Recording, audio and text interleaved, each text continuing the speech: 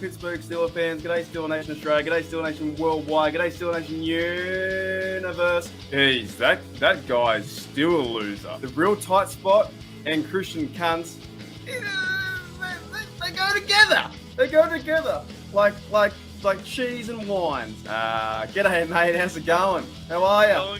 It's going great, Mark. How are you today?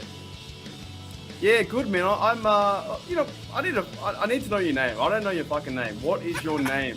I've actually told you my name before when we were in. Yeah? When you were in my chat, yes. I have. Are you sure? Yes. I don't think you have. Well, I'm following your page on. We talked already via chat. I don't remember. Because I like the page with my real name. Remember? Oh, I do, but I don't. I've had a few beverages. Let me guess. You talked to me yesterday. John. Yeah. That's not, is it John? Yes. Yeah. Let's go.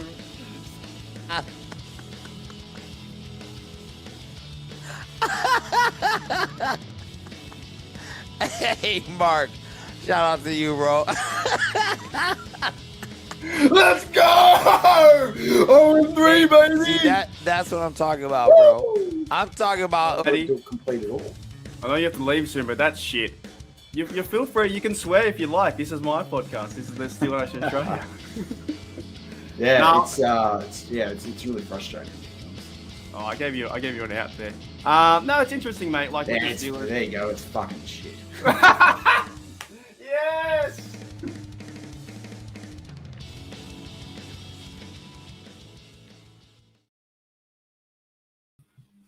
All right. G'day, Steelers Nation Australia. G'day, Steelers Nation Worldwide. And g'day, Steelers Nation Universe. Today on the podcast, today on the Ironcast, we have a very special guest from England. So we're going to talk about the Steelers. We're going to talk about Steelers being, my fandom in Australia. A lot of you guys are from America, Mexico. Also, we have, fans in the UK and Germany. So we have fans all over the shop. So I'm going to bring in my guest right now. It is Britsburgh. Owen, how's it going, Owen, mate? What's going on? Hey, Marky D, good to be with you, mate, tonight. Really looking forward to it. Yeah. Mate, it's crazy. Let's just start from the ground up. I'm from Australia, you're from the UK, and we watch a team that lives in America. How does that work? I think, well, for me, I first got into NFL when it was started on Channel 4 over here in the UK. It was a guy called Mick Luckhurst, who was a kicker for the Falcons. And then it was just a case of choosing a team from then on in. Because obviously, being someone from England, there's obviously no franchise over here. So did a bit of research, got into it. Whoa. You've got the Jags. You've got the Jags. You mean the Jag-offs? Yeah. Wait, how come? I'm sorry, I interrupted you there, but that's like an interesting point. You do have the Jaguars now, though. The Jaguars have been there about 7 times, right? Yeah, there was no such thing as the Jaguars back in 1998. Well, back when I was I'm an old man, Mark. 44, I think now. Yeah, well, I'm getting there too. I'm 32, so I'm 10 years behind you. But that does intrigue me. So the reason being, why did you follow the Steelers? Was it just the colors? Was it? So it was a few things really. So 88 it was. I was about 10 years old, so I started watching. Wanted a team, so wanted someone to get behind. Did a bit of research. I'm a bit of a nerd like that, looking back at the history and stuff. So I love the Steelers' history first of all. Looking back across the 70s, the likes of Lambert, Ham, the Steeler curtain defense, and obviously Chuck Noll was still the coach at that point. So that's what put me in. Colors definitely black and gold. Love the black and gold.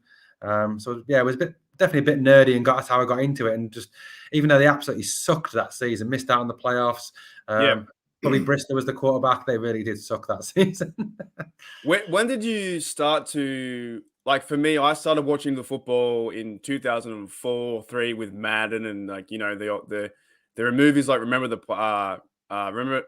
Titans. When did you really start to say, I am a super fan and I actually know the game? Like, what year do you think it kind of clicked and went, okay, I understand what I'm watching, and I'm not just like looking at the team playing football. I'm like, I understand what they're doing. When did that happen?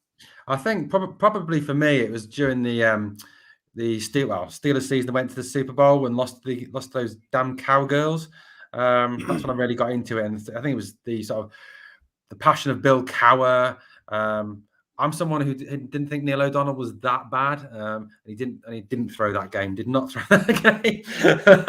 So that's probably more when I really got into it and started really following it, and really being a super fan and watching it week in, week out. Negotiating with my dad to stay up and watch the Super Bowl, even though it was be a really late night for me. So yeah, that's probably back when I really got into it. I was going to say, how did you watch games back then? What was it? Just you said it was on Channel 4. There was like 1 or 2 games, and it's not like now where we have the option to get Game Pass, or even in Australia. And I find it funny, even in Australia here, right? We have sometimes we have the choice to watch. I think almost 9 games out of 16, and fans still complain. They still complain. Where's my team? Where's this? Where's that? Why can't we play on Monday? And I'm like, you don't understand. I watched it when I was little, growing up, 2004, 2005, and we had like 2 games. We had Fox Sports at 1 a.m. Oh, sorry, 3 a.m. And we had the other one come up about 5 a.m. on Fox Sports also. But now we have so much action on all these platforms. We get like 9 games every week. Like it just So how did you watch yours? So, well, Super Bowl was always live on BBC, so I used to watch that. Obviously, watch Super Bowl all the time. Channel 4, watching the highlights packages, and then obviously, eventually, Sky got into showing it, so I got persuaded my parents to get Sky and watch the odd game here and there and catch up there. So it was tough though, getting to watch Steelers games back then. Actually, sit down and actually watch Steelers games. So it would be a case of going on the internet, seeing what I could find. Going on Steelers websites when the internet came up and running. So yeah, it was difficult back in the early days, but yeah, like you said, now it's easy. I mean, I've got the Game Pass I subscribe to. I've got a couple of dodgy apps on my phone that I'm not going to mention that I look at to watch games. So yeah, it was tough, but yeah, so Channel 4 highlight packages, BBC watching the Super Bowl, things like that was what I used to get into to watch the games. But yeah, it was tough trying to find something. We had. I still remember going away from with my parents when I was little, about 12 or 13, and I think it was the Patriots versus the Eagles the first time. Yeah, and I think the Patriots won in 2002, and that was in the newspaper. And I was like, well, I kind of know the sport, being a young kid playing Madden, watching the films and stuff. And I was like, oh, the Patriots won. So, but now we are, and we might talk about it in this podcast because we are a podcast, and you're also on Britsburgh, Owen, a voice from across the pond. You're doing things with YouTube, on Twitter, Instagram, Spotify, Anchor. You're all over the shop. Like I think I've linked it in the description. So it's bigger now, where smaller guys like us can start to try and do something, start talking about our team, because in reality, we know more about our team than the big fat heads in the media that know about our team. Unless maybe you're like a Ryan Clark, who consistently throws us under the bus. In my opinion, like every time the Steelers come up, he says we're a bad franchise, but he played for them. But they got guys like Dan Orlovsky, who was a terrible QB, and he's out there talking about how to be the best QB for your team. Yeah. And he's the bloke that ran out. He's the bloke that ran out to get a safety and didn't know where the line was. So we've got to break that mold. We've got to start to get g'day Robert, to get us more involved and get our voice out there, because we know our team, right? Yeah. We know. I've been following for 20 years. You've been following for 30 years. Yeah. Like, we understand what we do. We understand how we play. It becomes frustrating too, though, to see our team right now is not, in my opinion, the culture is so different. There's leaders, but there's no real. There's just not that steel mentality anymore. I think you got Cam, you have TJ, but then who else do you have, really? Yeah, I know. So let's start with that. Who do you think's the leader in the team, and where do we go for this season? Like, something to me has changed since about 2016 or 2017. We haven't won a playoff game in 4 tries. You've let in 44 points average every playoff game. Yeah. There's something missing. What do we need to fix to win a playoff game? And who's our leader? Who's the real leader in the locker room? I think, leaders, you're talking Cam Hayward, massive massive. Just the way he plays. I mean, going back to that, the Chargers game, where we were getting pretty much shellacked by them. It was Cam Hayward. He was chasing Justin Herbert down the field, showing people exactly, the passion that he's got. So I think Cam Hayward, the big worry for me, though, going into this next season is who's our leader on offense.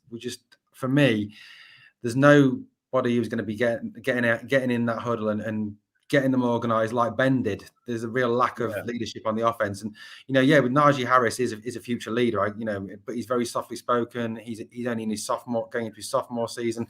Who is out there? I think we do need to look at bringing in some real veteran leadership into our offense if we're gonna improve next season. Yeah, there's no Hines Ward, there's no Heaps Miller. There's no Pouncey. Like I talked about the other day with the O-line, I did a retirement video for Big Al, and we are missing Foster. We are missing all these guys that are brute, big fellas on the O-line, and we just haven't got it. You look at the O-line right now, it's Kevin Dotson, who's a big fella, and he can become great, but he was injured last year. You have, who's the bloke? Who's the left tackle? I always forget his name. Dan Moore. I always forget his name. Dan Moore on the left tackle there. Kendrick Green, who's getting pushed backwards most of the time. We don't know if he was worth the pick there. And then, in the early stands, and Trey Turner, he turned it around, right? He was spitting on people, and we don't do that, right? We just don't do that. Yes, we go out and we headhunt people like Hines did, and Debo would crack them, in a vicious hit. And some say that was dirty, but for what he did at the very start, spitting on someone, that's not a Steeler thing. He got better. He got better near the end. And Chooks is a guy that Chooks has always been a backup. So we're in this point of like, who's the leader on the offense? Who's the leader on the offensive line? I don't know. To me, there's no real leader on the offensive line. And yeah, Trey Turner did go out and help when Claypool was dancing around doing the first downs. He was trying to, I like that like mentality of like, what the hell are you doing, dude? You can't just give me the fucking ball and let's play. And then Chase got a bit shitty. I just think we need a few people in there to smack some heads. I know we're in a different age. We're in a complete different age of people growing up. We need people to smack like Cameron Hayward's. Look to him as leader and say, "Oh, I got to be like him." Like Claypool should never have talked back to Trey Turner in that instance. We need someone in there to smack some heads around and be like, "Look, you need to play some Steeler, football and look back at the past." Like I know, for instance, that you talked about a few times with Troy's speech, right? Yeah. And right now, these players aren't doing what Troy is saying, right? Oh, no. You look about Troy's speech when he's talking about, you don't disrespect the black and gold. You don't let anyone else disrespect the black and gold. And I think it's happening far too much for me at the moment. That's why I think we really do need, some real veteran leadership coming in free agency. I think that's what we've got to address this line. That's why, the likes of Ryan Jensen, Brandon Scherf, those veteran guys we could bring in who would be those sort of players to really smack heads together. And that's why another one where I think Juju is an absolute vital to bring back, because he, as a wide receiver, not only is he tough, not only is he physical, not only can he block, not only can he play slot and outside, but he's also that leader. And I think, would Deontay have had the drops and the fall off at the end of the season if Juju had been there to put his arm around him? Would Chase have done what he was doing if Juju had been there to put his arm around him? I don't think it would have happened, to be honest with you. Yeah, no, I agree with you. We'll get back to that. I think I always come back to the culture because I just know it's changing. It's just different. It's something about it where what annoys me most is that TJ Watt got 22.5 sacks and we can't win a fucking playoff game. Sorry, it annoys me 100% that you have that. He's playing his heart out and we just have a lot of guys just being guys around, right? Schobert, Pierre got picked on a bit. Trey Norwood was doing his best, but then at the first few games, but then faded away. We just have guys just being guys, and we tried. It was a good season because we got to the playoffs, but it was very average because our turnover ratio was 2, and our points were, I think, 20 points a game. It was just it was average, right? Do you want to answer this question? So it's from my mate Robert here. With all these QBs being signed in the last few days, crazy, Crazy. Yeah, absolutely mental. Here's a good question. Why doesn't Pittsburgh snag one? And what's their plan for next year or even this year? You answer that. I got to plug in my bloody laptop. I'll be right back. Okay, no worries. Why didn't we snag one? I think if you look at the ones that have been picked up, your likes of Russell Wilson. I just, with all the needs we've got in our team at the moment, we just can't afford the draft capital. We can't afford to spend our cap space on someone like that because we're not a quarterback away from winning a playoff game or winning a Super Bowl. We're not in that position yet. We've got too many needs on the O line, too many needs in cornerbacks. We need to inside linebacker. We need to address. There's too many positions. I think the veteran guys that you've had to trade for is just way out of our league at this moment in time. Plan for next year. Well, as Colbert said, he's planning on bringing in a free agent. We keep being linked, obviously, with Pickett, Willis, Corral in recent days as well. I think we're going to probably go down the free agent route. So I think there'll probably be a free agent. There'll be Mason, Dwayne, and I think if Willis and Pickett don't slip down to 20, I can't honestly see us drafting a quarterback. There's nobody out there that would, I don't know, Des Ridder maybe if he falls to the second, but he has got his weaknesses as well. And if you look at what Colbert said about if they're inaccurate in college, there's a good chance that's going to continue in the NFL. And that's one of the big things that's holding Ridder back is his accuracy. So it's a difficult one. But like I said, I've just said it. I think there's no way we could afford Rodgers or Wilson. And we dodged a bullet on Wentz, definitely. Oh, mate. Wentz is he's the worst. You know what? Okay, you know what? I want to put this out there. Now, I want to go from the other side of the coin, right? Yes, all these free agents are being linked to the Steelers, like Jimmy and Winston and Wentz and all these guys, right? I want to say this, right? There's a reason that you haven't got a team. I'm sorry. A lot of these guys are shit. There's a Exactly, reason. yeah. There's a reason why you haven't got a fucking team. Now, I'm going to go off a bit of a rant because, like, Jimmy G is trying to get out of 49ers. Why doesn't he stay with the 49ers? He wants to go to the Colts. Winston can't stay with the Saints. Why are they getting rid of him? Because they what they try and do, and same with Mitchell Trubisky, they paint the picture of like, okay, here's the quarterback that could be your future. He's not ours because we don't want him, but he could be your future. Like, we don't want him either. Like, Exactly. honestly, I know you and I are going to disagree on this for sure. Right now, I'm okay with Mason, and here's why. Because I want to build the O-line, and I want to build the D-line, and I want to be maybe just average enough to win 9-10 games this year, and maybe that's it. I don't really want to go out and spend all the money to get Jimmy. I don't really want to go out and bring in a Wentz because Wentz got beaten by Foles. Foles took over that Super Bowl. They have an actual statue in Philadelphia with Foles' name on it and not Wentz. So he left, went to mate, it's terrible. Another man won a Super Bowl in your hometown. You had to stick around and go, oh, should I play for the Eagles? And then he went out to go to the Colts, and the Colts said, oh, shit, what did we do with the Colts? Why would we bring him in? And now he's going to the Washington Commanders, and he's average. So I'm glad we didn't get him. Now, the only guy that I think would be actually working this offense is Robert says here, and I want to hear your thoughts too. Robert says Watson would be cheap. Now he's going through some really legal stuff. Like we all know the legal stuff, so we don't want to talk that much. I hate talking about that side legal stuff. That's their problem. It's not my problem as a fan. As a fan, I want to see you play football, right? But do you think that Watson would be good for our Steelers? Oh, definitely. I think he would be. If you look at the talent the guy's got, he's mobile, he's got a good arm, he's a quality quarterback. But I just can't see these legal troubles going away. I really can't. He's got 22 civil suits and 10 criminal investigations against him. Yeah, that isn't just going to go away. No. And even if they do, even if in the long term they do, given the guy's talent, is his price not going to go up? Yeah, I've heard reports too about Houston really want to sell him because they know how good he is. So if he does clear everything to do with the reports and the allegations, that Houston are a bad franchise too. There are so many real bad franchises now in the NFL. Like even for instance, I think the Falcons they haven't been the same since '51. The Seahawks are going to fall into that now, trading away Wilson and Bobby Wagner, and even maybe DK Metcalf could be out there. Some of these franchises now are really just going, wow, we are terrible, and we are just gonna tank. So Houston right now, they played okay with David Mills near the end, but they are not the same Texans that came into the league firing off and with JJ Watt and going crazy. They are, for some reason they want to get rid of Watson as well. That's not going to work out, and they want the draft capital. So they're exactly the same position of like Aaron Rodgers getting the draft capital back. I would besides the draft capital stuff, I would like to see if Watson was in as a Steeler, And hopefully, if he sorts all the stuff out, he would be fantastic. Really, Absolutely, yeah, him and 100%. Juju linking together, him and Deontay, him and Claypool would just light it up. Like he has got a cannon of an arm. He's got the pocket presence. He knows how to get out of the pocket as well. He knows how to do, the play actions. He's got good rhythm about him. Like it's a shame that he had to, be a Texan. It's just he's got potential to be something really great, right?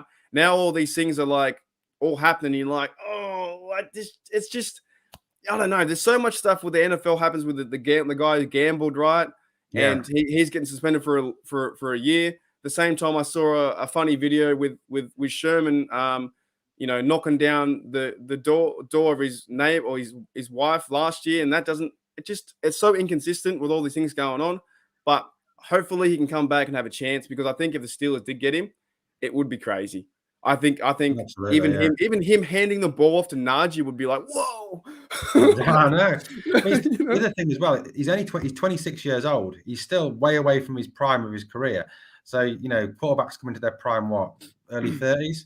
So, he's 2 contracts at least we could get out of him, to 34, 35. He would be a brilliant signing. And plus with his mobility as well, it takes some of the pressure off Najee. We wouldn't be having to look for the RB2 because he is mobile. He can get about, he can use those legs.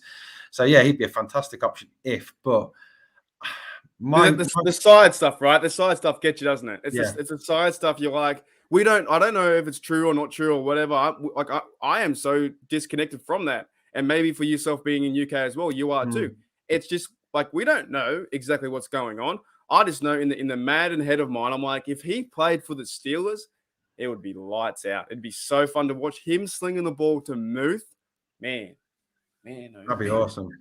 Especially if we got this line, especially if we get the line sorted as well. If that line was sorted and Watson was there, I mean, look, go back to that KC playoff game.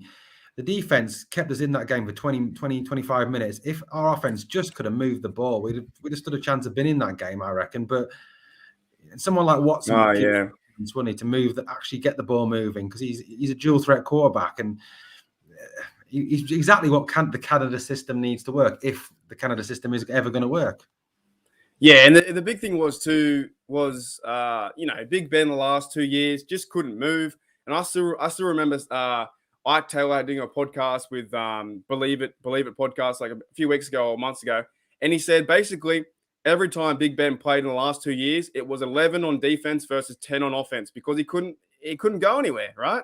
He just could not, and that's the fact. If we can get someone who can actually move their feet, if it is Malik Willis or even look, it's Rudolph can move his feet better than anyone, right? But still, you need someone to have that threat of an idea if the play breaks down, and Big Ben just couldn't do that because near the end I reckon he just didn't want to. Maybe he could because even Brady could run near the end, but it seemed like Ben was just like, I don't want to get hit anymore. I'm going to throw it with 2.5 seconds and go to my first read and see if that works. Whereas back when he first started, 2004, 2010, 2012, he would extend the play all the time. We had that. So I think it's going to be exciting. Whoever comes into the quarterback, and I'll ask you in a minute who you think the quarterback one will be, but whoever comes in at quarterback, we're going to fall over because we'll be like, oh my, they ran for a first down. Ben looked like he was running through treacle or cement at times last year. Yeah. I can't remember what was that game where he tried to run and he fell flat on his face as well, and he wasn't even touched. Was that the one where he threw the ball back or something like that? Something like that. He tried to run, he went flat on his face. Yeah, he just tripped over his own toes. Yeah, look, I just think he just didn't want to near the end. And he kind of, look, the last year, I think when you look back at it in 50 years' time, you probably go, oh, maybe he should have retired earlier. But the whole Steel organization was like, oh, we'll give you one more year and we're not going to bench you no matter what. And that's what happened that season, right? And as fans too, like I'm a big Ben fan, but you're like, oh, looking back at it, probably should have benched you. Probably should have had another quarterback in there at least, Who's going to be, though? Who do you think is going to be the QB1 at the week one starter? Realistically? Yeah, 100%. Mason Rudolph, probably. Yeah, same, dude. But why do you think that? Talk me through that. Just because I think that if we draft someone, looking at these QBs that are in this draft, none of them are starter ready. None of them are ready to start day one. They all need to sit for at least a year. I mean, look, Mahomes had to sit for a year behind Alex Smith, and he's a class act. You know, Corral, Ridder, Willis, Strong. I know Matty Peverill of Strong. Pickett, all those guys are not starter ready. So even if we draft someone's going to have to sit behind Mason. Free agent wise, I think Trubisky will go to the Giants now. Looking at what I've read recently, because of the link with Daboll from the Bills. I honestly think day one it'll be Mason. With Dwayne backing them up, a rookie sitting, and I think they'll even bring back Josh Dobbs once the draft's over with. If Josh Dobbs isn't picked up by anybody in free agency. Yeah, I agree with you. I've been asked this question a lot via fans or Facebook or wherever. I keep coming back to the same thing because that's the way Steelers do things. I think what will happen is we'll be reported to go and get these guys from free agency, go and do all these kind of things, and the next minute we'll just keep Mason. It's just the way it's going to happen. We'll try and will they get the two quarterbacks will go off the board, Pickett and Willis, yes. And they'll try and link us to like Corral or someone at 20 or something like that, and we'll just go the opposite direction and get someone in the O-line. And then once we do that, or even in free agency, we'll probably sort that out. We'll know more in a few days' time when the free agent starts, to open up. And if we keep Juju, if we start to bring in some guys like you said into the O-line, we'll know what's going to happen then for sure. But right now, what I see is going to happen is they're going to go into camp with Mason Rudolph and Haskins. They'll sign him to a deal probably. They might bring in someone else like a Tyrod Taylor, I don't know, but they'll go on with two. And they'll say there's a quarterback competition, but in their mind, there won't be a quarterback competition. They'll probably give it to Mason straight away. And he'll probably start. I got this theory that he will start for the first 6, 7, 8 games, depending how he goes. If he goes terrible, they might bring someone else in, or he may get injured, and then he'll start the last like 8 games. It's going to be very hard for him to start all 17. And I know he's not the 5-star quarterback, but the way that you and I know how Steelers do things, we'll probably hopefully go through the O-line and D-line, shore that up, and he's gonna start right now. I know we keep getting linked to. I was on the Aaron Rod hype train for like 1%. I was like, imagine if he did come over and A-Rod was slinging the football to Juju. Like we'll be like, whoa, dude. But it's just we don't do these things, right? We just don't. We're not going to waste our draft capital for Jimmy to come over and comb his hair and sit pretty. And he's just as bad, honestly. Honestly, just as bad as Ben. That game versus was it San Fran versus the Rams? In the last 3 drives, he moved the football 32 yards and then gave away the game. Man, I was like, yeah, it just I don't know. I think they're still going to go with Mason, and I think a lot of us, like I know you're very skeptical of him. I don't care who plays. I just want to see them run the football. Like we were 32. What are your thoughts on that? We were 32 running the football. And that doesn't happen. Being a Steel fan, I think it's the O-line. That O-line has got to be rebuilt. I mean, I can remember I read a stat somewhere. Was it they were giving up? It was an average of 0.9 yards before contact.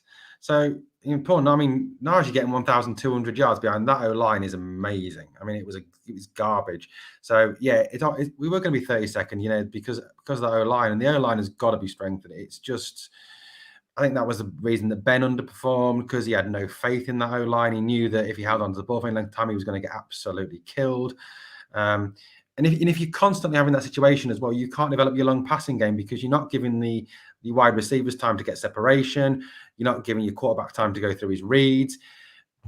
Until we get that O-line has got to be a massive priority. And I think free agency has got to be the way to go. And I think also the draft then to supplement free agency, whether that's a 1st-round pick or a 3rd or 4th-round pick to supplement that. That's where we're going next. So Matty Peverill, who I work with on PTSC, and he's a good mate of mine in near Sydney and that. He says we, wouldn't completely hate bringing Zion Johnson at 20. Who do you think we go at 20? This is the next big call, right? Once we go through the free agents, who do we actually pick at 20? Because I don't bloody know. I kind of want to go defense just because defense is fun to look at and build that up. Because if we go defense, then it's going to help out. Like that's still going to help out the offense too, getting a shorter field, right? Yeah. Who do you think we go at? Who do we got at 20? Well, I've got a few people. I think I agree with Matty. I don't think Zion Johnson is a bad bet at all. That guy brings such flexibility. He can play left tackle. He can play left guard. He can play centre. I think we could adapt him into a right guard. I think he's got so much potential. He's athletic. He's an outstanding run blocker. He's got great movement. And he was the one as well at the Senior Bowl who, after practices, was spending extra time on the practice field to adapt to becoming a centre. So for me, he'd be great.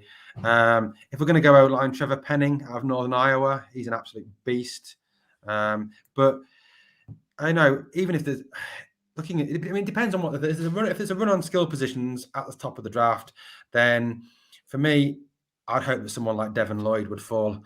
Devin Lloyd, linebacker out of Utah. If I was Kevin Colbert, he fell to 20, I would sprint like Usain Bolt to that podium, and we want Lloyd. Give us Lloyd. So for me, Zion Johnson, Penning, Devin Lloyd, definite picks at 20 for me if they fall that far. Yeah, I agree with you. I kind of think we just need that big splash play, kind of like when we did go up and get Devin Bush. But if we were to get Devin Lloyd at 20, this defense next year should, in my opinion, should be top 5 if everything goes to order. Cameron Hayward, Tyson Alualu is coming back. He is 30. They're all older, right? But that doesn't mean too much. We even know, like watching the NRL and the rugby over there, some of the older players just get better with age. You're just better players, right? Cameron Hayward, right? At Tyson Alualu, Stephon Tuitt's coming back. We hope that he's coming back, and he should be hopefully healthier and ready for a season, right? He's had a whole season of dealing with everything, right? TJ Watt, Highsmith into his third year, okay? Devin Bush will come back hopefully much better than he played last year. If you put in a young rookie like Lloyd, or even bring up Buddy Johnson to help out too, that front 7 is going to be scary. It's going to be super, super scary. Like Britsburgh will be back, and that will help out the offense. So I wouldn't mind seeing, and I don't really know the O-line draft guys. I don't know many draft guys, but I wouldn't mind seeing if they drafted an O-line guy for sure. That's going to help us. But there's so many holes in that offense. Whereas if you shore up that defense, and say for instance, if Joe Hayden signs and Minka can flow more. Like, they're going to go off. I'm sorry. This is going to remind me of 2008 with Lamar Woodley and Debo on the other side. And I think they had Farrier and Lawrence Timmons might have been in around there somewhere. But it's going to remind me of like 2008 where they just go after it. And if we have an average quarterback in Mason, still kind of untested, this is his year. If he goes out and wins this, tries to win his games, I think we have a chance for the playoffs. But if you sell the house and bring in Jimmy, what's the point? You sell the house and bring in Jimmy, then you've got so many problems more than you do have answers. I don't know. I mean, if we can show up that defense and it can hold teams to 20 points or under, then it's going to give even someone like Mason Rudolph. I think he averages 19.75 points per game when he started. I agree. I mean, can you imagine if you've got Alex Highsmith, who I think got some unfair criticism last year, TJ Watt, Cam Hayward, Stephon Tuitt. Your opposition lines are going to be like, okay, so who do we double team then? We double team Tuitt. Well, that means there's only one on TJ. Okay, I'll double team TJ. Well, you've got one on Tuitt then. It's going to be madness. And then you've got sort of, if Tyson's shoring up that middle, then you've got a situation where Devin Lloyd, if we can get him, or Devin Bush, they can come through the middle as well. Joey Bungle and Faker Mayfield and even Lamar can run as much as he wants, but they're going to get nailed. Yeah, they're gone. And I think as well, Akila Witherspoon, he's probably not the best corner, but he'll help out. And even Joe, to a certain extent, I would like to sign Joe, but he's an aging corner, right? So maybe we go for the draft and get a corner. I don't know. I just think this defense is giving me vibes of 2008 where TJ is on fire. And these fellas, like I kept saying, you have to go and win a playoff game. How do you not win a playoff game with this caliber defense? And last year, we all knew what happened. People ran down the middle of the field, and they were getting five yards a carry. We let 144 yards per game. Like, that can't happen, right? That is just ridiculous. No matter how good TJ was, letting that offense run through the middle and get big plays every time. Well, here you go, mate, come through. It just was ridiculous. It was absolutely ridiculous for that to happen. I was like, We need something there. I wouldn't even mind. I know this is the big fella, right? And I heard them talking about on Steelers radio today. Jordan Davis, the big guy. Just because, like, even the idea that the threat of like how huge and big he is would excite Steeler Nation to be like, whoa, dude, we've got like the fridge again. We've got like, Big Snack. He could shore that lineup, but we do have Alualu too. So bringing someone like that on the defense would excite me. But I honestly, I know we all knew that Najee was going last year, but I couldn't tell you. I couldn't tell you who were going. you know, I don't know. Do you like have any other idea who we might go? I'll tell you one. Going back to what you said about Jordan Davis, someone else I'd like to see because I think he'd be available second round, maybe fourth or third. Travis Jones out of UConn. I mean, that guy was Senior Bowl was just absolutely ragging offensive linemen, absolutely throwing them to the ground. I think he's someone who could come in and he's a nose tackle. It could be someone that long term would replace Tyson Alualu.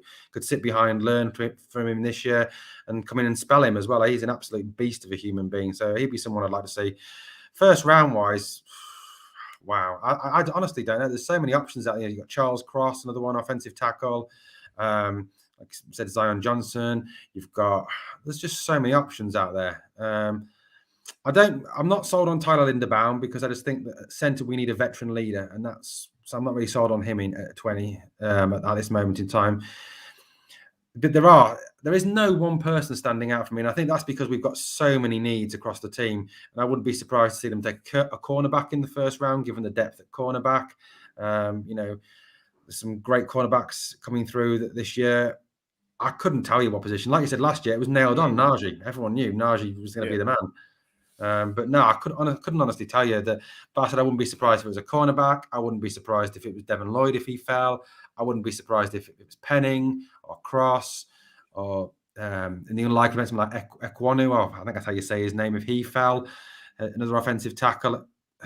There's just so much talent out there on the O-line, in the O-line positions in particular. I couldn't tell you where it's going to fall this year. Really couldn't. Well, Matty says here, he says, guys, I'd take a top receiver just to get him on the 5-year deal. Right now, we only have DJ, Claypool, and Ray. That's kind of interesting too, because when you get that 5-year deal, right? So you have them, you can shore that position up. I don't know if they will go receiver. I know from watching years past, the Steelers always seem to go O-line, like majority of the time, was pick up the O-line. And we have a complete new O-line. We have a complete new quarterback, right? Like for the franchise. I'm kind of like I'm intrigued and interested to see these days go on so we can get some idea, because we really have no idea. Oh, God, like we have so many. How many speculations do we have about everyone coming in, and the team is just sitting back going, "Oh, we'll just let them talk and whisper," and it's like, at least we knew we had Big Ben last year, and that was kind of his last year, and there was still some of the O-line was same, right? But it's this year. I think we have no expectation to make the playoffs. So I don't want to tank. I don't know what your thoughts are about tanking, but I never want to tank. I want to see my Steelers win every game. But at the same time, we just don't know what Mason, if he can get us to the promised land. We don't know if this O-line can help us with the run. We know Najee, we know Moof, those guys and Juju are like ballers, and they're going to go out and play as hard as they can, right? But do we sign Juju, or does he go away? Like, what do you think there? Do you think Juju will be a Steeler, or do you think he's going to a complete different team? I think that, given what Juju said in the past of the fact that he wants to retire as theory, he loves Pittsburgh, he loves the Steelers. I think that Colbert, Khan, Hunt should move everything to try and get him.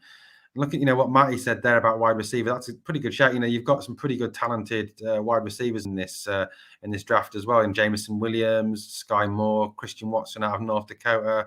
There's some really good wide receivers in this group. So, that could be a decent shout. But like we said, who knows? Who knows what's going to happen? But I think a lot does depend on what happens with Juju Smith-Schuster, whether we re-sign him. I would love to see him back. I think, I think what he said about the locker thing at the start when he went to Dallas, he said, "Oh, we've still got wooden lockers." I think that's all tongue in cheek. That's just Juju, isn't it? He's a bit of a joker, a bit of a card, likes having a laugh. I don't think people should read too much into that. I think if we offer him the right deal, he'll come back. even if it's a little bit under what KC would offer him or Baltimore. He ain't going to Dallas. Dallas, cap hell. He's not going there. So, they're releasing Amari Cooper. So, they're not going to get him. Juju did it last year, and I thought he was going because he was playing like the Fortnite games where he was wearing like, oh, should I wear a Dolphin uniform? Oh, should I wear a Raven uniform? And that kind of irked me a little bit, but that's only because I get what he's doing. I could do it with this podcast, breaking news, and make something up, right, and get everyone in. But he was kind of like pushing the envelope, saying, "Oh, could I be a Dolphin? Does that look not like?" And I was like, my Steeler heart's like, "What are you doing?" But then then you see him on the field, and you're like, okay, he's that personality, and he's growing his brand, but he does smash people. Like the way he runs and like he's just so physical. He's getting bigger and bigger every bloody year. And I think for this Steelers offense, he would be the number one. Would really help him out. But he's going to help the guys out like Claypool and Deontay as well. So if he leaves, I think we're in a really bad situation if he does leave. But he could easily go to be a KC, or it could be a Ram. I don't know. Any one of these teams could pick him up for a short-term deal, which might push him into a long-term deal, or they might spend their house on him and say, "Hey, come over here. We'll give you all the money and let's go." I don't know what the Steelers are going to do, and I think we're still in this limbo land of what is going to happen because we need to figure out a few pieces first. Once we start to figure out if we're going to sign this guy, sign that guy, then we can start to put the puzzle together. But right now, we haven't even opened the box yet. We don't even know what's up. That's what's getting me. It's crazy. I think the big thing, obviously, going to this free agency period, we've got a lot of decisions to make about. Was it 22 players we've got out of contract? We've got more of those. Yeah, it's a long list. I was going to ask you too, like, what do you think about? I'll ask you a few players, and we'll start to wrap it up.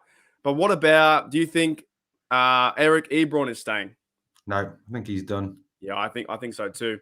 We don't need him. We've got like Muth's number one. Zach Gentry is a great blocker, and he's starting to become a good pass catcher. Kevin Rader could be a third quarterback corner at the tight end if we need him. So no, I don't think we need Ebron anymore.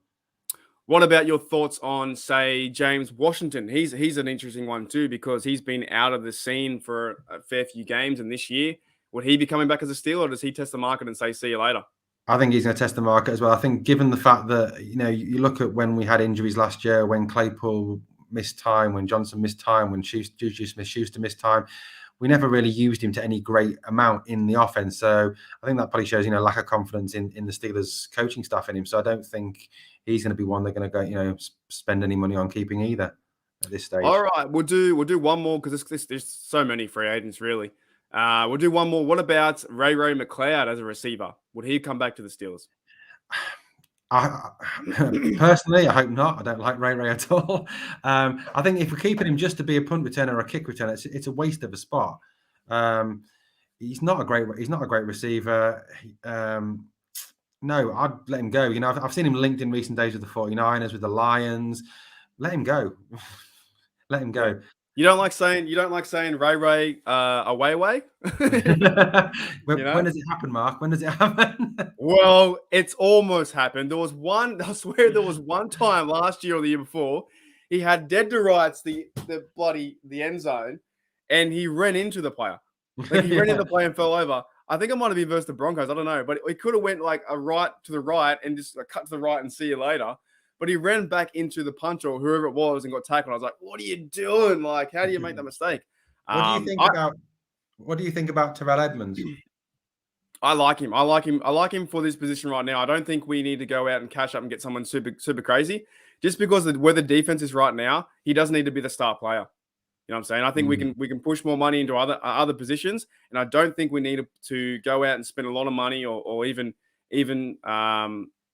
bring someone in to fill his role. He's not he could, I guess, maybe be the weakest link, but maybe middle linebacker with Joe Schobert was the weakest link.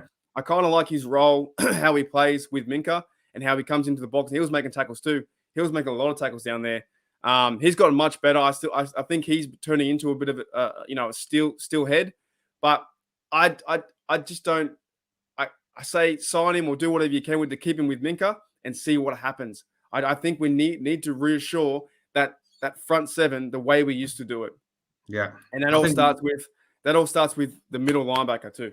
Yeah, I think in terms of Edmonds, I know he gets a lot of criticism because he was a first round pick, but if he'd been a second or third, we'd love him. And I think he lets Minka go and be Minka, and that's the key thing. I think no, we're not going to get a high level safety to come in and play alongside Minka Fitzpatrick. Your Tyron Matthew, for instance, is not going to want to come and play second fiddle to Minka Fitzpatrick. You don't want to bring another rookie because then you've got to break him in, teach him, learn the system. Trey Norwood's not ready yet. I still don't think to be a starter. The guy was a 7th round pick, and he did do a good job, but he's not a starting safety in the NFL yet. So Terrell, for me, it's just about the fact that he lets Minka go and be Minka, and that's the key thing. When you've got someone as outstanding as Minka Fitzpatrick, you've got to do everything you can to let him go and play his game, and that's why Terrell's got to be resigned for me. I'll put it to you this: so the first 11, right? If we keep those two fellas at the back, Terrell Edmonds and Minka, right? If we can get Joe Hayden to be that number one, in the last 2 years he plays, his veteran leadership and lights out, we get a good young corner and someone else to build up. Because I don't really like Cameron Sutton is good, but I want him to be just be more fantastic, right? I think he's doing okay, but I think we really need to short. What happened last year was that middle running through the middle was terrible. Yeah. How many times did you see like whoever it was, Wormley or who else is in there? Montrevious Adams. So he played well the first game I saw him play, but the other games were just like, hey, here you go, open the gate, see you later, mate. Go and get 50 yards.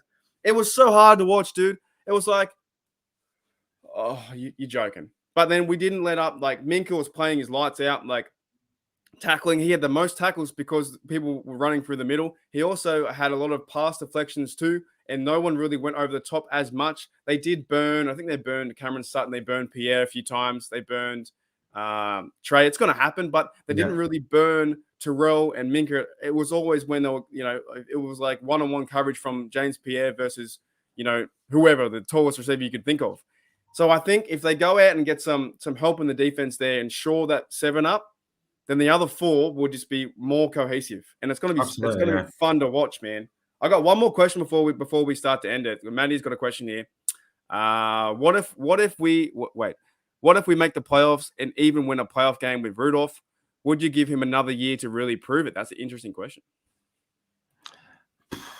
Possibly, you could. I think you could do, because again, if we're going to then get someone else in, you're going to be getting a rookie in again, drafting a rookie. You look at next year's QB class, CJ Stroud, for example, Bryce Young, JT Daniels, people like that who are coming through. They're not going to be able to go in again day one. So if Mason gets us to the playoffs, maybe you do give him another year and let someone like a Bryce Young, if he drops, or a Stroud or a JT Daniels or one of the other guys coming out of college, sit behind Mason for a year and learn again. In the same way that Patrick Mahomes sat behind Alex Smith for a year, maybe. Yeah. Yeah, I think we need to win that first game. I think Mason needs to do that first pass. There's a lot of pressure on the guy, man. There's no one like I don't care who throws the football for me. I don't care. As long as you have some chance to win his games. But there is so much pressure. Mason's reading all these comments. Mason and Rudolph, he's reading, like, he knows that no one wants him. That should fire you up. Like, I know your whole fan base pretty much doesn't want you to play, right?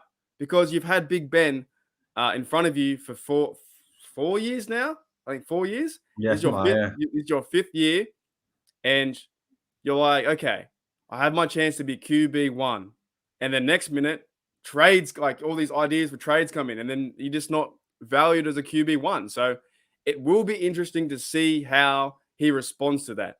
Now, he could go out there and lay an absolute duck egg, and we'll be like, oh, no, get rid of him, right? Or he can go out there and play competitive football and see what happens. But it's going to come down to the O-line to give him help and going through his reads and progressions, and also feeding it to Najee, I think. I think Najee's going to be the key this year. Yeah, I think so. I think the biggest wild card, though, is Dwayne Haskins. What is he going to do next season? Is he going to show that he's that first-round talent that the Washington, whatever they're called these days, drafted back then? Or is he going to be I'd rather play on my phone and go to strip clubs, Dwayne Haskins? I don't know. So I think, that's another one that I think he could have come in and outplay Mason Rudolph in camp, maybe. But, yeah. Maybe. We just don't. Yeah, I think I think at this point it's going to be a QB competition between two QBs with Mason or Haskins and see what happens.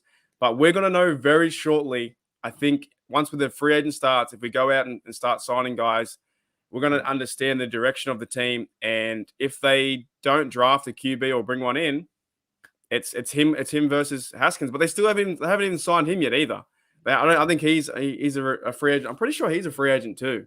A restricted free agent or something like that. They've got if they tender him, then someone's got to outbid us and give us a first round pick, I think. Yeah, okay. Well, that'd be cool. Yeah, can't see it happening though. No. Right, so he's kind of like a diamond in the rough. So we've got Haskins in there if he goes and proves to be something. And imagine, you know what? That would be a story, wouldn't it?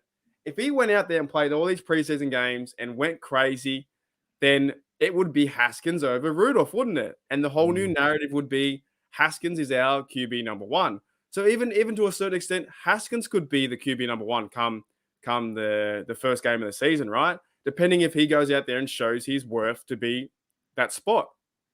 That could happen. Like, why else did we bring him in? There's got to be a reason we brought him in. They must have seen some promise in him to bring him in. You know, Colbert's not daft. Tomlin's not daft. They're not going to bring in someone that knows that they know is going to just be a waste of a roster spot. So yeah, and let's face it, if anyone can get anything out of Haskins, it's our coaching staff. You know, Mike Sullivan, the QB coach.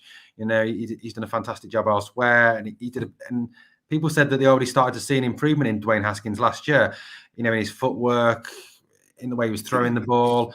So another off season, another camp working with Mike Sullivan. It's only going to benefit him. So who knows what he's going to bring? And let's face it, at the start as well, when we drafted Bradshaw back in the first round, Bradshaw was hated by the Steelers fans and he sucked at the start. So you never know. Mason or Dwayne could be the next Terry Bradshaw. Or has that been too optimistic? I don't know, man. I just find it funny. You know what's going to happen though? So they're going to go into camp. Like pretty much as we sit now, we've both agreed that Mason Rudolph will be starting at number one, right? QB1. They're going to go to camp. They're going to go to the first preseason game because that's when all the eyes, all the fans get on. They're like, okay, we're going to see Mason struggle that first game because he probably will, right? And then we're going to see Haskins come out and like throw dimes. And then we were like, whoa, let's go Haskins. Like it's going to happen, man. We're going to be like, sorry, Rudolph, we found your replacement. And then he's going to be like the smoke screen that no one's talking about him now. No fans, no real anyone's really bringing up that much. Because we're all saying, bring in someone else, or Rudolph's going to start, and he's going to excel in preseason, then he's going to be a number one. I don't know. I think I'm going to start to end it now because it's been a great show. Yeah.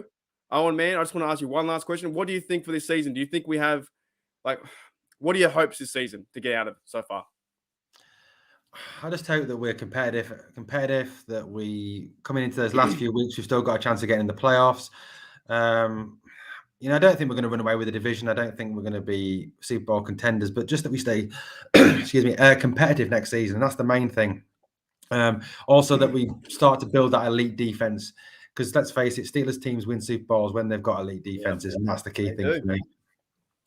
The last two I've seen, Big Ben struggled in the versus Detroit. I think he threw 2 interceptions. And the 43, we got the Debo 100-yard interception go to the house. The defenses have always been around the ball, and I hope that happens. And if we can carry a Rudolph or a Haskins to there, fantastic. Let's carry him, mate. Let's carry him on the back. Could you know, that TJ and Cam, they've been playing so long now, and TJ still hasn't got a playoff victory. We can't, people talk about wasting AB's talent. I think you're more or less wasting these guys' talent because TJ is one of a kind, and I think they're going to go out. And we have an easier schedule next year too. I think we have the third easiest schedule. I think we're playing the Falcons, we're playing the Saints. I think we're playing Dolphins.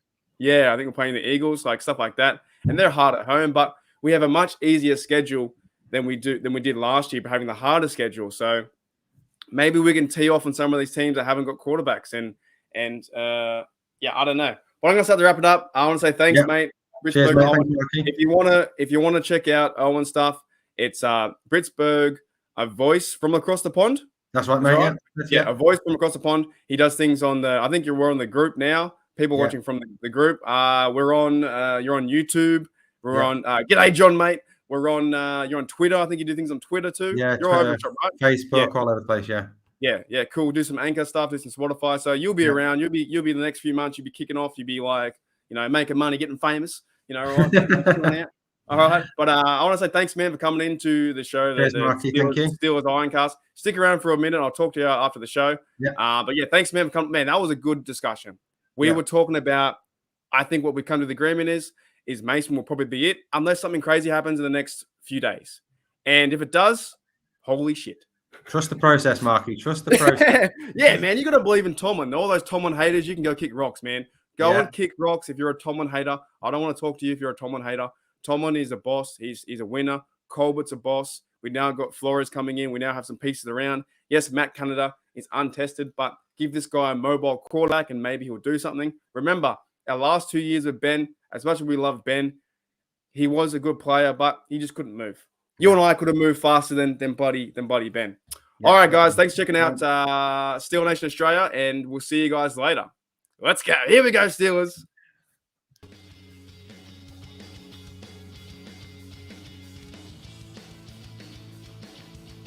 G'day, Pittsburgh Steelers fans. G'day, Steel Nation Australia. G'day, Steel Nation Worldwide. G'day, Steel Nation Universe. Jeez, that guy's still a loser. The real tight spot and Christian Cunts, they go together. They go together like cheese and wine. G'day, mate. How's it going? How are you? It's going great, Mark. How are you today? Yeah, good, man. I'm I need to know your name. I don't know your fucking name. What is your name? I've actually told you my name before when you were in my chat. Yes, I have. Are you sure? Yeah. I don't think you have. Well, I'm following your page on. We talked already via chat. I don't remember because I like the page with my real name. Remember? Oh, I do, but I don't. I've had a few beverages. Let me guess. You talked to me yesterday. John. Yeah. That's not. Is it John? Yes. Yeah. Let's go. Let's go.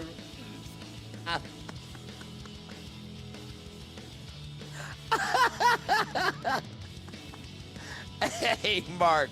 Shout out to you, bro. Let's go! 0-3, baby! See, that's what I'm talking about, bro. I'm talking about... Don't complain at all. I know you have to leave soon, but that's shit. You feel free. You can swear if you like. This is my podcast. This is the Steel Nation Australia. Yeah, No. it's really frustrating. Oh, I gave you an out there. No, it's interesting, mate. Like, There you go. It's fucking shit.